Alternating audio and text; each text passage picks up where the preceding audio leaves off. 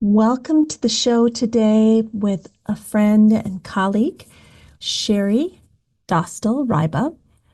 And Cheri is just offering such a beautiful story today of unfolding and trusting our bodies, knowing that they're not lying to us, that they have this inner wisdom that we can tune into, and we can basically trust those inner signals, even if our mind, our prefrontal cortex, our language has not been fully digested and we can't bring it forth in words. I think if there's one thing I get out of our story today, it's that your body knows and you don't always need to have the words, although oftentimes that does come later. So I do want to do a little bit of a warning that Cheri will be talking about some difficult things, and that if you have children listening or if you're sensitive to particular topics around no longer being on the earth and or certain types of abuse, you may find that this episode is not for you. We're very gentle about it and it's discussed very mindfully, but just wanted you to know that in case you're not in a place where you're ready to listen to that at this time. So I'm going to begin with something that Cheri sent me after the interview. And this is an excerpt that is from a book called From Belonging, Remembering Ourselves Home by Toko Pa Turner.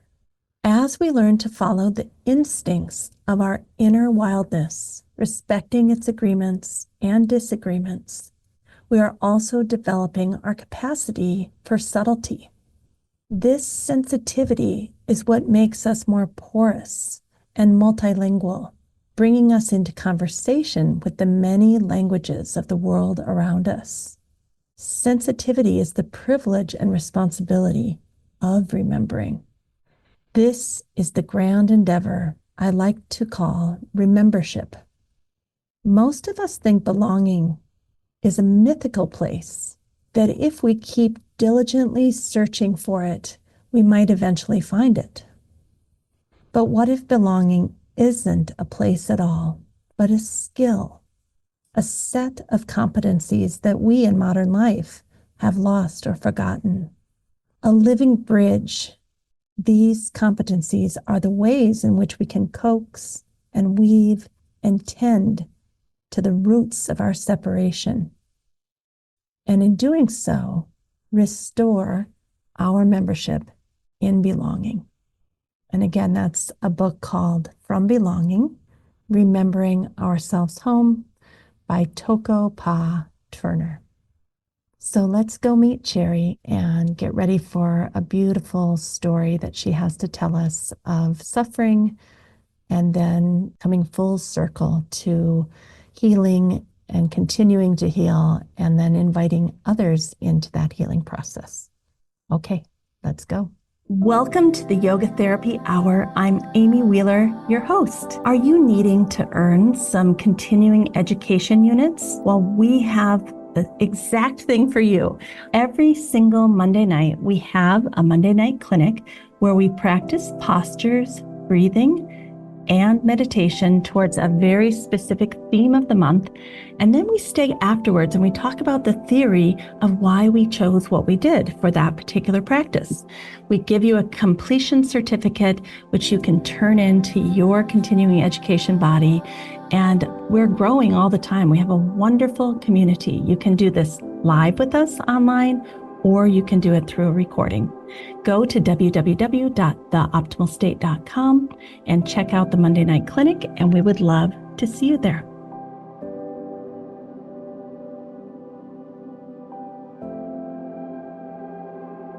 Welcome, Cheri. So nice to have you here today in the Midwest. Is it snowing there? We got snow yesterday. Yeah. Okay, so did we. So, Cheri, why don't you tell our audience where you're living right now? I am in Madison, Wisconsin, so South Central Wisconsin. And it feels good to say that after two big moves in recent years with our family to feel like, okay, more Yeah. roots, more grounding. And it does feel like we've landed in a place where we're likely to stay for a longer season of time. So that's good.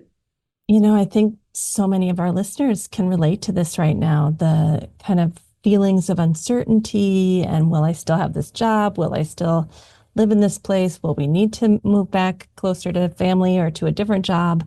Mhm. And you and I have just been through this for the last 2 years where we took huge moves, two of us, two moves each.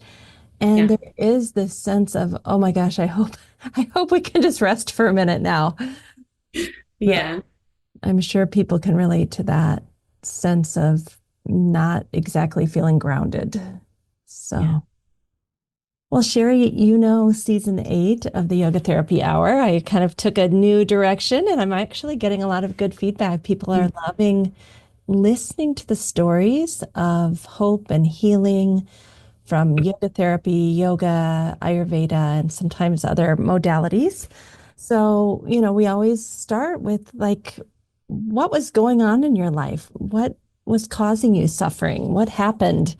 And then we'll get into how did yoga support you and other things. How did you get the support you needed? So, do you want to start from the beginning? Yeah, well, the beginning for me that I want to share today is with one of those moves. So we met in Southern California. We moved our family back kind of during the pandemic in 2021. And so after years of endless SoCal summers, I was back officially wintering for the first time in 6 or 7 years. My husband and I bought our first house as well. So we were back Mm. in our roots of Wisconsin, the Midwest, in our own physical home for the first time. And it was a real time of like sorting and sifting and kind of excavating. I was doing breathwork sessions and a lot of exploration around what it meant to be becoming an author. I was in that liminal space of like, manuscript is done, edits are done, but it's not in the world yet. And I'm in that in between. So, looking at lineage, the matriarchal line in our family, being back in our roots. And so, I was tracking questions that had really started about 5 years before that when I became a mother Mm. and was kind of on the heels of like almost coming to an answer. I even had a conversation with my mom and asked her a question where she answered no. And in that time, during that conversation, my body was like ice cold and trembling. Like my body knew its own Mhm. answer. And so that was winter of, 21, 22. Book came out as well as an album of songs that I wrote and produced with a friend that May. And so it was this really ripe time bursting into spring of like quote Mm. unquote success. And yet a real underworld like dissolution or dismantling in some ways of like old identities and family of origin stuff that was all bubbling up under the surface. So, anyway, shortly after my book came out, about 2 months after that, there was a crisis point in my family. My parents had another conflict or something erupt between them. My mom steeled herself and prepared to leave, crashed out with her chronic pain and all the layers that come with that. And I didn't know at the time that she had overdosed to Mm. attempt suicide. So I Mm. had gone down to check on her, feeling as though like she's between worlds. Is she with us? Is she with me? I'm on my way, mom, praying in the car to get down to the house and tended to her that day. She was stable, but I found out then the next morning that that's what had happened, that she tried to take her life. So I drove back down, got her to agree voluntarily to be evaluated and admitted for her like 3 day inpatient stay for her own safety. And then she decided when she was discharged to separate from my dad. So it was a very kind of harrowing experience in a lot of ways. It's been an interesting journey to tease apart what her stories are and what my experience and my stories are that Yeah. kind of revealed within that. I want to jump Yeah. in there because I don't know about you, and I'd be interested to have our listeners reflect on this too. But when my mom was alive, there was a cellular, visceral connection in every one of my cells with her. Like whether I was loving her one day or hating her one day, I could feel I was made from her. Mm, And I can only imagine to see your mom, if you're her biological child or adopted child, whatever, our mothers, somehow there's this connection. Do you mind if I ask how that was for you, knowing that she didn't want to be here anymore? in the moment, I was focused on, vitals and stability. And really, there was like a fierceness that rose up in me, both in tending to her and in communicating with my dad. This is Mm. serious. This is serious. And I want you paying attention to X, Y, and Z. If anything here changes, I want you to call 911. And again, it wasn't until after the fact that I found out that that's what was happening. It was a clear and persistent pattern hearing her say, I'm done. It failed. I'm still here. And so to be the one to get her the support that she needed, I would do it again. Mm. I also have had some moments of reckoning, though, within myself that no child needs to take on that role or responsibility. That's why, emergency services exist, for example. Yeah. So there was something that compelled me to take action in the ways that I did. And then also, more so in the aftermath of it, like realizing I get to have my own experience, my own fear, my own grief with all that's been stirred up as a result. And so there were the conscious layers of what happened, as well as sort of these dreams and bodily revelations that occurred afterwards. One of which was, oh gosh, like when I actually got her admitted and it was like 2 a.m, I drove over to the hotel. And when I closed the door and turned the deadbolt and finally was like in the hotel room by myself, separate from those 3 days of like tracking what was happening, it was one of the most distinct experiences I've ever had in being a nervous system and polyvagal geek. Right? Ah. Like it wasn't a conscious allowing or making something happen, but really just the ability to trust what was happening and to allow and welcome the narrowing of my vision, the slowing down of time itself, the pacing back and forth, the fists on the bed, the sobbing in a heap, and then finally falling asleep and just being able to let my body do what it needed to do impulsively or instinctually is one of the gifts of my practice, I think, right? That for 20, 30 years, movement has been a gift in my life and has been my career as well, teaching. And so while there was tremendous discomfort and fear, there also was a really deep undercurrent of trust. Like, this is okay. This is normal. I just dealt with something super intense, and my body's going to let this unfurl as it needs to. And after coming home and having the sun on my arm, like my arm out the window, it was July at that time. So the sun on my skin, the breeze on my face, and this Chris Stapleton song that is just burned into my memory, the joy of my life. Tears were coming then, right? Of like, okay, she's alive, I'm going home to my husband, to my children. And it felt like one of many full circle moments, knowing that the love and security I have in my like young woman life and marriage is wildly different than what was happening in our household when I was growing up. No. So to see my kids jumping on the trampoline and have those moments of like reunion with my present moment life, as well as tracking those gaps in the narrative or pieces of the puzzle that were kind of falling into place all of a sudden and realizing, oh, when I was about Fern's age, that's when that happened. Or, oh, that happened when my mom was pregnant with me, or, whatever else. So it's just like puzzle pieces falling into place and the truth kind of coming through.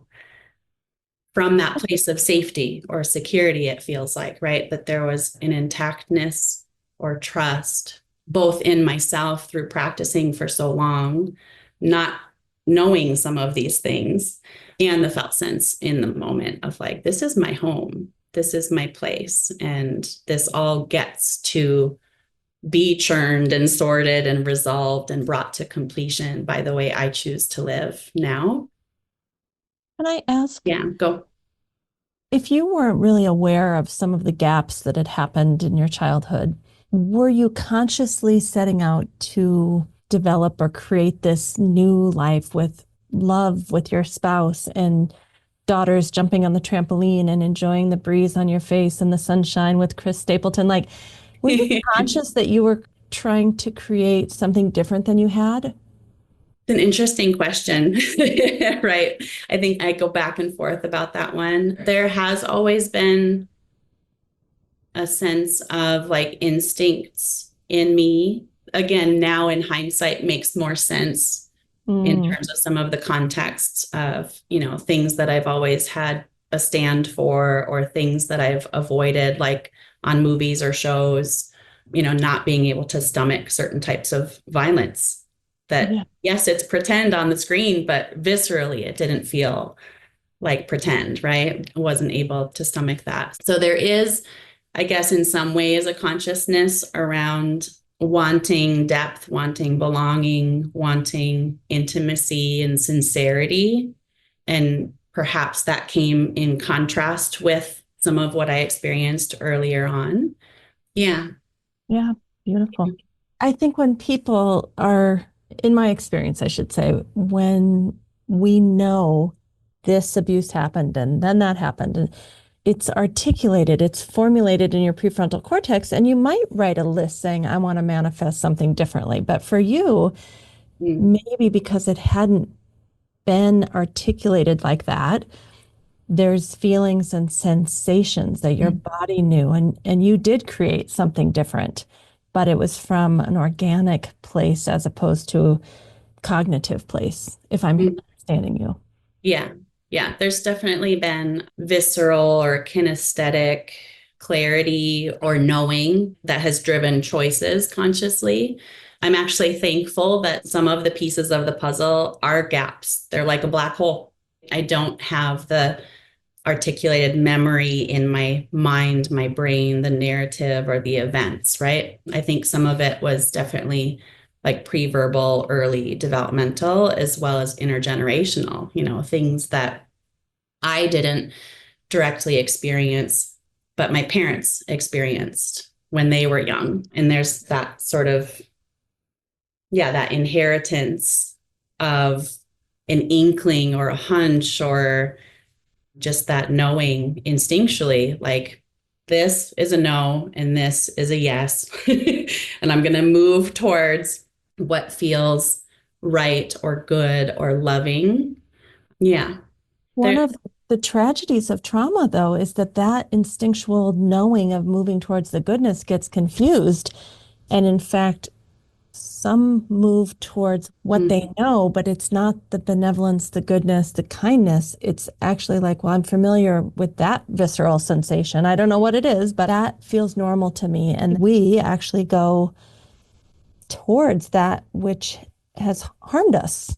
mm, My name is Amy Wheeler. I'm the host of the Yoga Therapy Hour, but also the creator of a mobile app that's based on the gunas of yoga and Ayurveda. It's the first of a kind, and we'd love for you to try it for free. The app is called The Optimal State, and it tracks the state of your gunas, and then it gives you therapeutic interventions. Now we're starting to add Dharma talks as well as Yoga Nidra. And we think these are wonderful ways that you can do some self-care and take care of yourself on a regular basis. So come join us, the Optimal State app. We'd love to see you over there too. yeah. So something in you.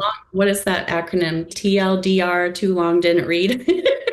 I won't go into my divorce from earlier in life, right? But there was a season of that when I was young where my perception of my parents was very different. There was a real righteous anger in me as a teenager and young adult. The person that was my high school sweetheart and first marriage was more aligned or similar to my dad in some ways. And we really weren't ultimately right for each other.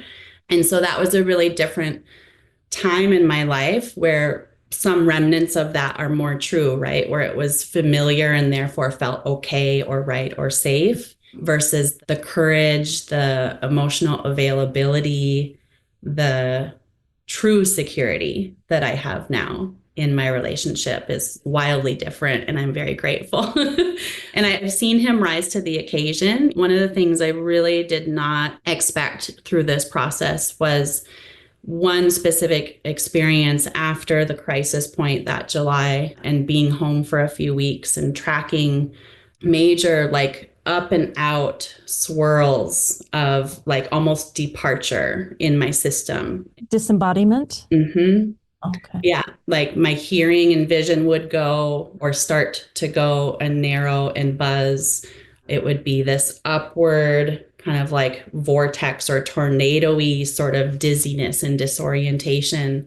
Mm. And at the time, again, I would like put my hands on the wall or chin to chest, like just a tiny bit of containment and like, I'm okay, like this will pass, figuring out how to both allow it and contain it and know that like I'm here, I'm staying in this body. I got a good thing going now. Like I'm Yeah. partying, right? And so whether that was kind of like spiritual, energetic remnants of my mom's near departure or my own dissociative qualities of what was past and present, kind of trying to resolve themselves. I don't necessarily need to know, kind of feels like it's all entwined. So, yeah, to have a spouse who was willing to witness me through that and turn towards me when I asked him to turn towards me versus giving me space was his original response was like, I'll let you be. This is intense. I'll let you have privacy. I was like, no, no, no, I need you. I need you Mm. here with me. And he was able and willing to do that. So there was one experience during sex where it was, again, one of the most distinct experiences of my life through kind of the full gamut of numbness and freeze into more of a sympathetic activation that then with him just having his hand on my knee afterwards being able to attune to the present again, crying, shaking, etc., right, whatever it is welcome. And that was enough of an answer for me with what played out in that experience that seemed to complete full circle some of the intrusive thoughts and questions and the way my mind changed or opened up with motherhood, right? There were, again, threads that I was tracking for 5, 6 years that at the time seemed really random. But now, again, like putting the whole puzzle together years later, it's like, oh, this intergenerational piece, this personal thread from my own history, the sort of gut instincts and aversions and signaling from my body that just let me know you're right on track. You're on to this. You've always been on to this. And learning what to do with that in the present, I think, is again the power of our practice is rather than looking at that experience, the sexuality experience, and saying, okay, like I'm done, don't touch me, go away. I can't do this, it's too much, I'm broken. Or trying to figure out, like, what does this mean for me as if it has to mean something in my present expression. I kind of played with flipping that question. What if it means nothing?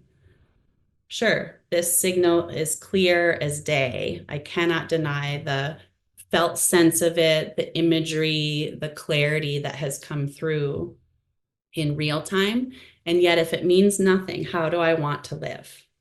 How do I want to show up now in my marriage, now in the bedroom, or whatever other contexts that if I am truly building trust with myself, trust with my family, in this family unit here with my girls, and the kind of embodiment and connection and bravery that I want to live with and show them it's possible to live with, even in deep pain and profound grief, right? That how does that bring me towards the people I love?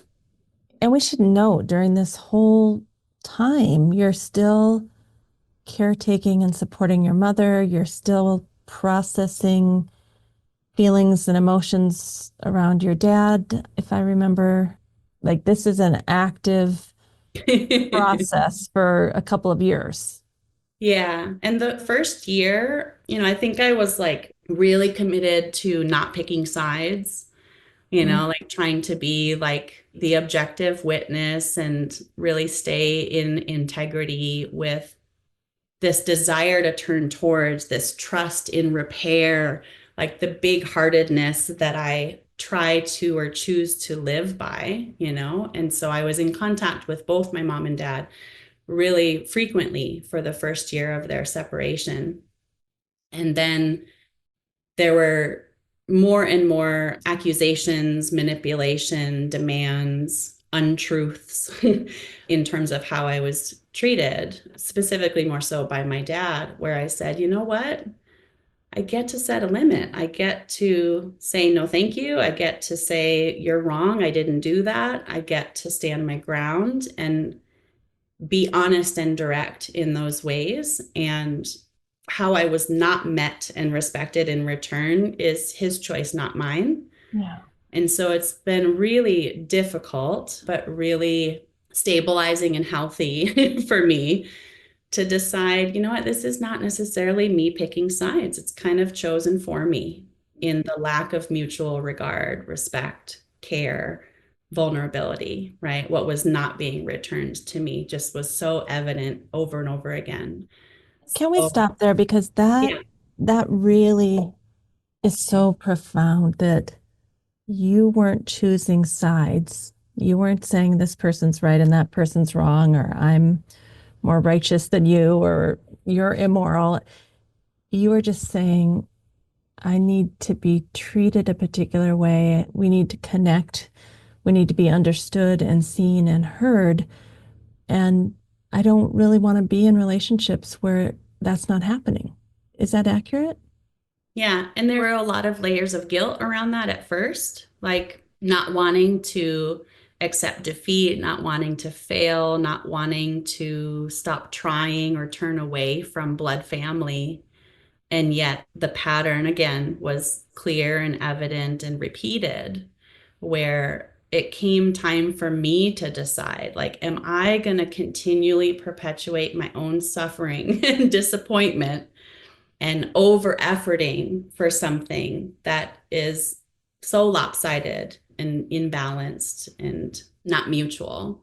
There is not mutual care. And so I needed to let it dissolve. I needed to accept the truth of what I saw happening and also dissolve the contempt, the resentment, the anger, right? Like there was so much of that at first that prompted me to break contact or limit contact. And now it's come to a different place where there is actually more acceptance and peace that if a relationship is a bridge between people and they never cross the bridge, like I'm here on my side, right? On my side of the riverbank saying, I want you in my life. And we're going to have direct communication. We're going to be on speaking terms. There's going to be some baseline care if that's the case. And for now, it's just in dissolution. For now, it's just an absence of connection and relationship. And my practice, like that winter before all of this happened, I mentioned I was doing breath work, like specific types of breath work that were more in sort of the hallucination realm, right? Like really activating types of breath work that I had avoided for most of my career and practice before that. Like breath work that kind of takes you to a transcendent state or a disembodied state. Yeah, I would call it transcendent or dreamlike, really Mm. vivid imagery. And at that same time, I picked up a card that I had from Sitar, this little card from some vendor's booth with the Mahamrityunjaya mantra on it, with a Mm. little image of a candle flame. And so I found that in the packing and sifting through, like getting my office set up in our new house that winter and started chanting it, and just was really struck by the power of it. It was like specific and meaty enough to capture my attention, like my intellect, to learn the Sanskrit, to chant that repeatedly. And, imagery of snakes shedding their skin combined with the ancestral sort of lineage reconciling that I was doing that winter. It's really kind of eerie but magical to feel like, whoa, those karmic circles maybe have come to light or come to some kind of resolution or visibility in my family. Not saying I prompted it or like, I did that, whatever. Just the power of that mantra, like, was such an anchor for me before the storm came, before the crisis point Mhm. came. Can we take a moment? And some listeners may not be that familiar. So I'd Yeah. just like to tell you what my chanting teacher told me, but then I'd also like to hear your understanding of the mantra. I remember when she taught it to me, she said, we are like a gourd or a pumpkin on a vine, and we belong on that vine. We are part of something greater than ourselves, but it is us that thinks we're separate. We kind of pluck ourselves from the vine, but we can never really be separate. So I don't know if that is true. That's what she told me. How do you understand it? Yeah. Well, my initial understanding, like that first winter, was about this kind of rewriting of our stories or samskaras, which again didn't have great context at the time. It was like, I found this card. It's a new mantra. I've not had a mantra practice for a while. I'm in my first home. Like, let's do this, right? Like, let's learn this complicated cool thing. It's Mhm. a bit superficial, if I'm honest. I think when I Googled it this morning, there was some other definition, like the great death defying something. And so it holds much deeper meaning for me now. And to just recently, my older daughter and I, we went back to California to visit friends. And Mm. I got to have the afternoon with a closest girlfriend. We went to the Korean spa and spent 3 hours naked in hot and cold pools and saunas and everything.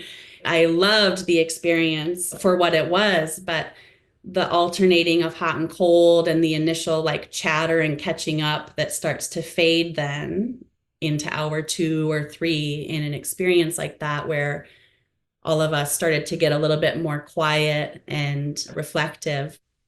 I was sitting in the steam sauna, which I thought I would hate initially. I was like, I'm winter. I'm like, put me naked out on the snowbank Yeah.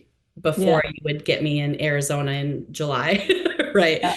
I like the cold more than the heat. I'm very pitta. But that particular day, this was just in January, a couple months ago, in the steam sauna, we were all kind of in our own separate space. And I found myself sitting, and that mantra just started sort of reciting itself through me as kind of a silent or whispered experience, while the steam and the sweat was just rolling, rolling, rolling, rolling, rolling. And it felt like such a purification and Mm. sense of completion, that I am loved and I do belong and I have so much connection and community and love around me. And so while the absence of love and care or relationship with my dad and my brother, it hurts still, right? There's the human side of it hurting still. There is also this sort of larger bird's eye view of completion and trusting that I've really done my best. I showed up repeatedly, and that maybe now, like through allowing it to fully die, Yeah. that then can prompt something new Yeah. somewhere in the future, that perhaps there can be a rebirthing and renewal in those relationships I in think we time. won't let it die. We have these expectations and we're holding on for any little shred of evidence that it can be okay. And when we finally kind of let go of the rope and let the winter come and let the freeze happen, it's only through that winter that any potential in the springtime could ever happen anyway. It has to Yeah. transform. And it may not come back, but to remember like, oh, well, it doesn't mean we're giving up. Mm. We're Yeah, we're just being with what is. being with what is. Yes, yes, yes, yes. It was interesting to think about your question of like, what does your practice look like? And, Yeah, tell us. how has it evolved during this process? And yeah, I had started when we got into that new house. I started an online membership where I was teaching, 2 to 3 classes a week for my online students. And so I was moving or practicing really regularly during that time, but it afforded me like some compartmentalization of like, I'm showing up for them, I'm showing up as a facilitator, I'm going to deliver a great sequence or practice. And so I got the physical benefits as well as kind of the stress, mental, emotional benefits of having moved my body.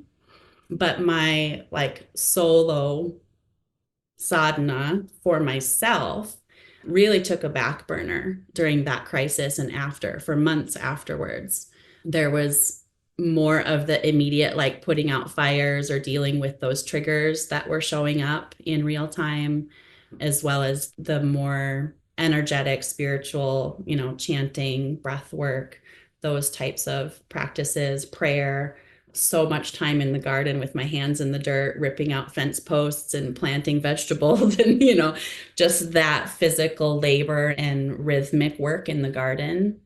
So, from an outside perspective, I wasn't really practicing, Mhm. formally on the mat during that time. And I think that that was self protective, right? There was enough of a buffer where I wasn't asking myself to go excavating any more than I already had because there was so much raw and revealed that I just needed to be intact and stable during that time. And so now, having moved again into our new home in Madison with kind of a different routine with the kids' schedules, I actually let go of teaching online for my online membership altogether.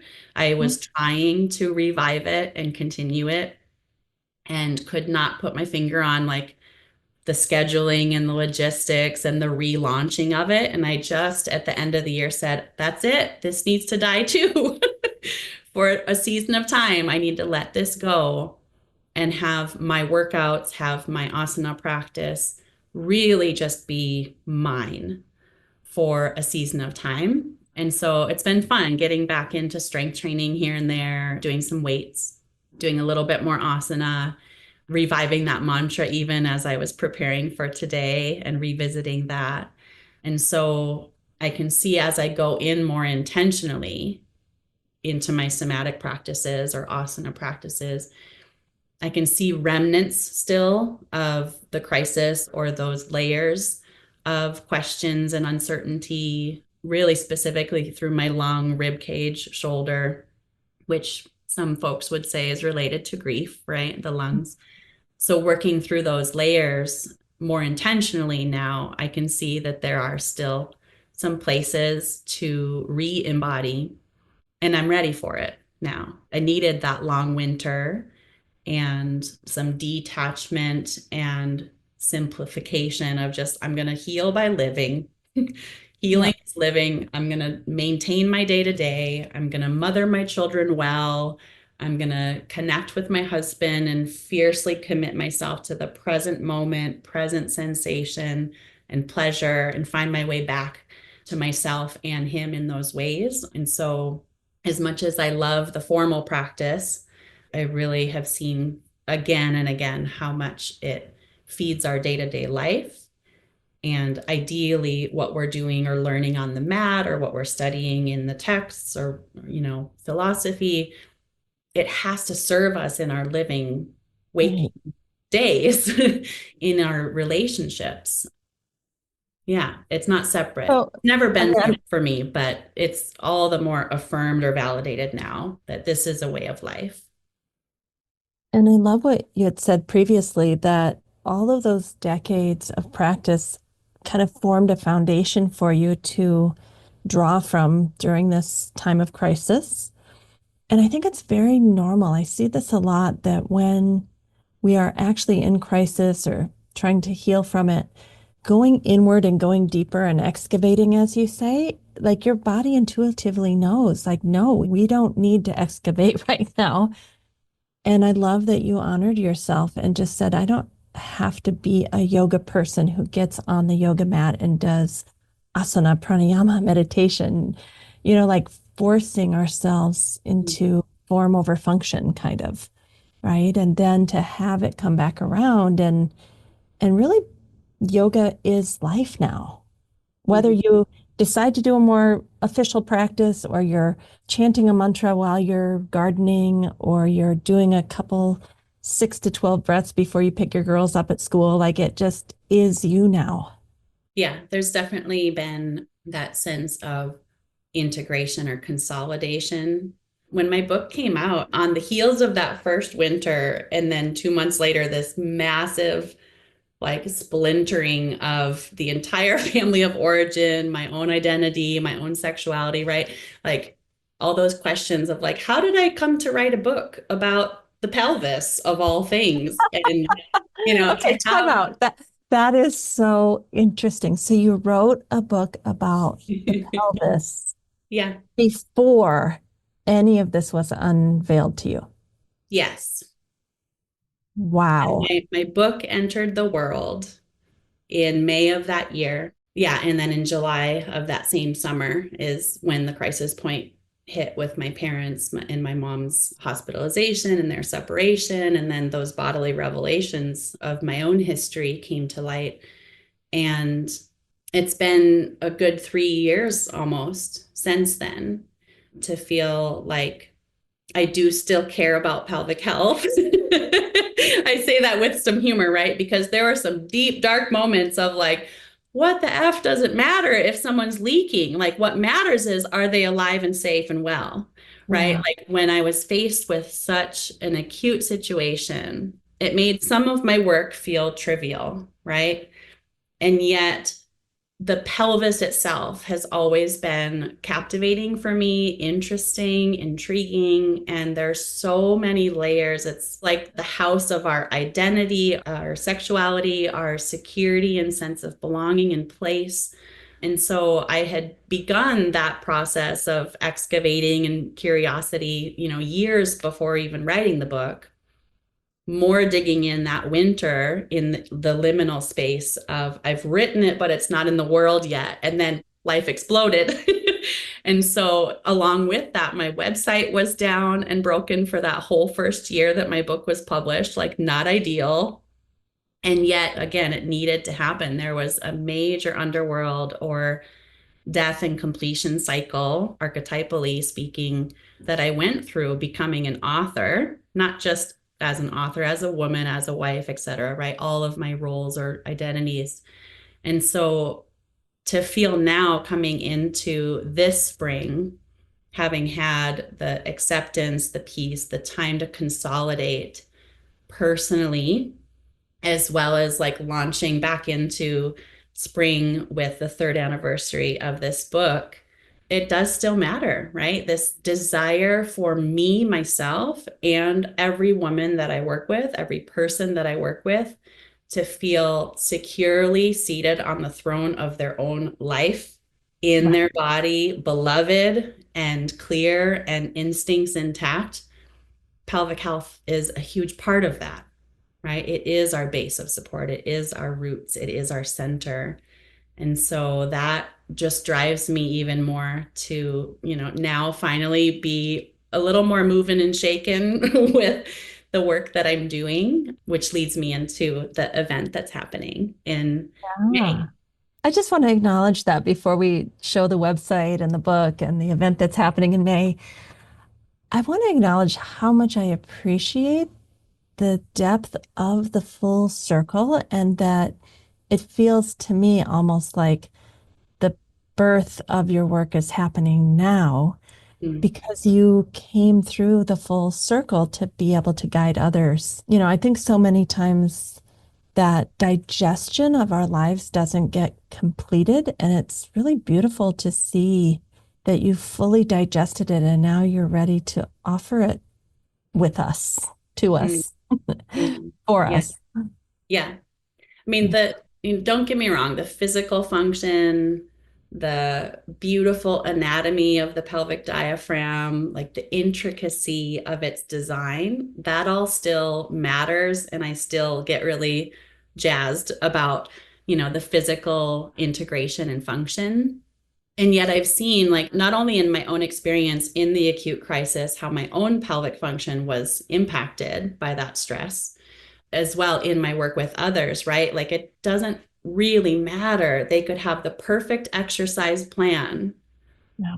but if life itself is a mess or a struggle or causing great suffering, like that whole person approach has to be part of pelvic healing or pelvic embodiment, maybe more so when there's been grief or loss, whether there's been trauma of any kind, especially, of course, sexual trauma. Mm. That there is a real deal reclamation of our own presence, our own touch, our own experience in real time. We get to do that reclamation, but it takes time and it takes care and support and witnessing, like to be held in that process and know that every part of you is welcome and held with that compassion. So, yeah, it's an exciting time and it's definitely it feels like a rebirth in many ways. Yeah. There's this thing in Indian philosophy about cycles of three. Like you want to go through three moon cycles, which is three times of 30 days to really work through something. And here it is for you, 3 full years have Mm, have come. So, yeah. all right. Well, let's look at your website. It is so beautiful. We were Thank talking you. earlier. For those of you who are watching this on YouTube, you can see the picture, but for those of you who are not, we have Cheri in the forest, in the snow. Everything is white. And she's in a bright red, fabulous suit. And it says, let this be your invitation home to yourself. Mm, So you have these things called the Satisfy Retreat, but you mhm. also have something coming up in May. And this is May 2025 for those of you who are listening. So Yeah. tell us, Cheri, what's coming up in May? Yeah. So, hot second, shameless plug, Satisfy Retreat is in Minnesota in November. Enrollment is open. Reach out. I've done the Satisfy Retreat one time in Connecticut, which is where that beautiful picture came from. My friend Jules is a photographer, and she took both of those pictures actually, the rose smelling close up and me in the forest in the snow. So, thank you, Jules, for the beautiful photography. Yeah.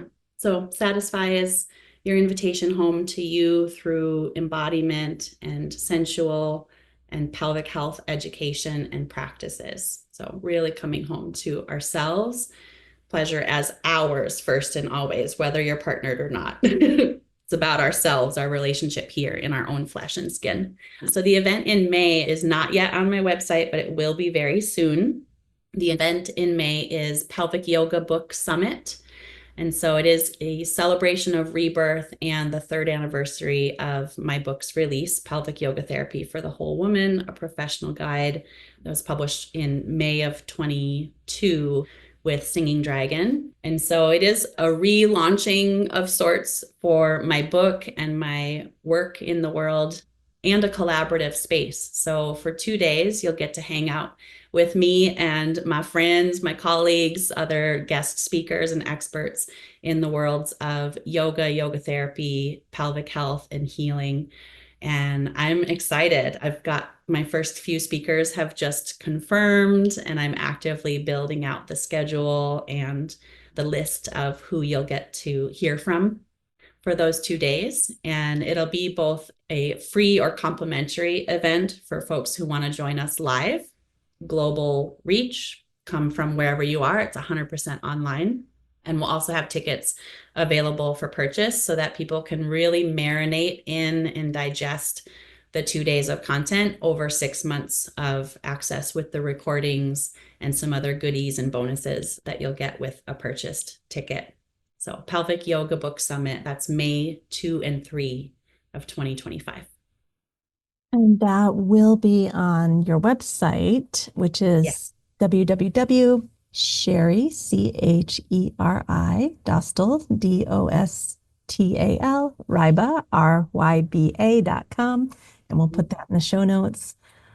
So thank you, Cheri, for being here today. And just, I'm kind of in awe of what has happened during this hour together. Like it really is touching to me. And I think a lot of women probably have some similar knowing and some similar story to yours, and a crisis that brings something to the surface and then a healing. I think this is the story of most women. Many, Yeah. Yeah. definitely. So Yeah. thank you for putting a voice to it and being brave enough to talk about it. Thank you. Thank you. There gets to be a time of, in my Inhabit program, my 9-month women's program, we use the term sacred withholding, right? Things get to be private when they're raw and fresh or new, or for however long we decide that it needs to be private, right? Like not everyone wants to share publicly like this. And yet I share publicly because there are so many universal threads, as you said, in these stories. Everyone experiences grief and loss. There are many rites of passage that we cross as humans, especially as menstruating women or moving through the motherhood spectrum or through menopause. And those markers of time, those seasons of life get to be supported and witnessed. And it's that thread of connection with ourselves, connection witnessing with others in solidarity that helps us actually make it through and really digest it wisely and come through full circle, feeling whole, feeling and remembering that we're intact and worthy and always have been. Thank you, Amy. Thank you, Cheri. Love spending time with you. Thank you. Mhm. My honor. Thank you to Cheri Dostal Ryba for just sharing her story with us today. It was very intense, and we all may need some digestion time, but I feel really happy that we were able to bring this to all of you. And I went after the interview and I said, what does the Maha Mrityunjaya mantra have to do with a gourd on a vine? Because I remember so many years ago having my teacher tell me about that. And the translation is of a particular line is, just as a ripe gourd effortlessly is released from the vine, may I be released from the bondage of death into immortality. The gourd is a metaphor. In ancient Indian culture, gourds like cucumbers, melons, were a familiar image in farm life. When a fruit is fully ripened, it naturally detaches from the vine without force. This effortlessness symbolizes the way to leave the physical body, not in fear, not in pain or clinging, but in complete readiness and grace. And I think as we look at the story that Cheri told today, as well as many of you, it doesn't have to be death from the physical body. It can be the ending of just about anything in our life that we allow it to be, we accept it, we have that effortless grace. There's a book I've been reading recently called Necessary Endings. I'm telling you, this is a great book, Necessary Endings. Super, super helpful for those of you who are contemplating endings and what that means to you. So I can highly recommend that book. I hope you have a great week, and we will talk to you soon. Thanks for listening. Thank you to our guests today. And if you've ever thought about being on the podcast, we would love for you to come and tell your story. This podcast is not just for the famous people or the people who've written a book. This podcast is for everyday people like me and you to tell our stories of health and healing and beyond as yoga therapy, and Ayurveda has helped us. So please feel free to contact me if you have a story you'd like to tell on the podcast about your journey. There would be nothing more pleasant and pleasurable than getting to interview you and have you on the podcast. Don't be shy. You can do it. We're waiting for you to call. Have a great week, everybody. Thank you for listening to the Yoga Therapy Hour. We wish you a wonderful week. We hope that somehow, in a small way, we've contributed to your well-being so that you can go out and share that well-being with others. That's what life is all about, bringing in the goodness through you and then shining it out to the world. We need you more than ever. So let's all get out there, do good, be good, and have a great week.